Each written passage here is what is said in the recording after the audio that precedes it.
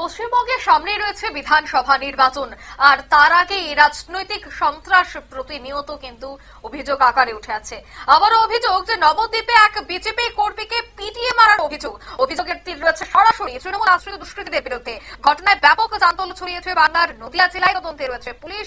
কি বলছেন বিজেপি নেতা শঙ্কর দেবনাথ, শোনাবো।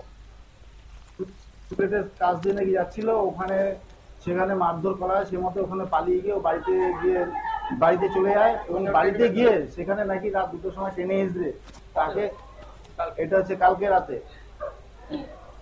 রাতে ঘটনাটা হয়েছে। ওকে রাত 2টার সময় ট্রেনে এসে ওকে মারধর করা হয় এবং এমন ভাবে মারা হয়, সে মতো অবস্থায় ঘাড়ের পেছনে আঘাত হয় এবং আঘাত হওয়ার পরে এবং হাতে পায়ে আরো মারধর করে। তারপরে ওরা হসপিটালে নিয়ে আসে দুপুরবেলার দিকে। আজকে নিয়ে এসছে হসপিটালে। নিয়ে আসার পরে এখন মৃত মারা গেছে। এই তো দুপুর 2টোর দিকে মনে হয়, চিকিৎসা চলাকালীন। হ্যাঁ, তারা তৃণমূলের আশ্রিত গুন্ডা বাহিনী, পরিষ্কার কথা। তারা, আপনারা শুনলেন তাদের এই বক্তব্য। তবে সেই বিষয়ে আরো বিস্তারিত জানবো। এই মুহূর্তে টেলিফোন লাইনে যুক্ত হয়ে গেছে পশ্চিমবঙ্গ থেকে প্রতিনিধি গোপাল শীল। গোপালদা, নবদ্বীপে যে ঘটনা ঘটলো, এক বিজেপি কর্মীকে পিটিয়ে খুন করা হয়, এই ঘটনায় কি কাউকে গ্রেফতার করা হয়েছে? দেখো, তোমাকে বলে রাখি, নাম সঞ্জয় ভৌমিক, বছর 40 বয়স রয়েছে, মৃত যুবক। তাকে দুষ্কৃতী আখ্যা দিয়ে তৃণমূল কর্মীরা তাকে পিটিয়ে মারে।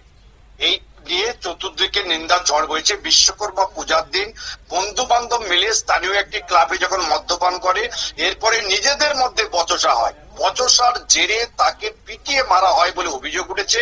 এই অভিযোগের ভিত্তিতে ইতিমধ্যে 4 জনকে আটক করা হয়েছে। এখনো পর্যন্ত গ্রেপ্তার দেখানো হয়নি। আজকেরই সকালে তাদেরকে আটক করা হয়েছে। কিন্তু কি কারণে মারলো? পুরনো শত্রুতা না অন্য কোনো কারণ ছিল, নাকি এদের গোপন কোনো ব্যাপার ছিল? এবং ইতিমধ্যে কিন্তু একটা রহস্য উঠে এসেছে, এক মহিলা গঠিত ব্যাপার নিয়ে এদের সঙ্গে বচসা হয়েছিল। কিন্তু সেই মহিলাটাকে পুলিশ কিন্তু ইতিমধ্যে তদন্ত শুরু করেছে। যাই হোক না কেন, এই বিজেপি কর্মীকে খুন করায় ইতিমধ্যে শুভেন্দু অধিকারী টুইট করেছেন বিভিন্ন জায়গায় এক্স হ্যান্ডেলে। এছাড়া বিজেপির মানুষজন আজকের কিন্তু বিক্ষোভে সামিল হচ্ছেন। ধন্যবাদ।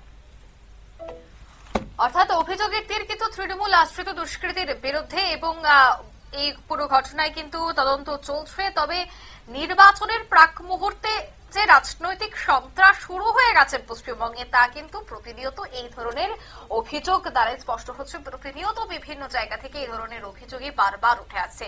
নিয়ে নিচ্ছে ছোট্ট একটি বিজ্ঞাপন বিরতি, সঙ্গে থাকুন।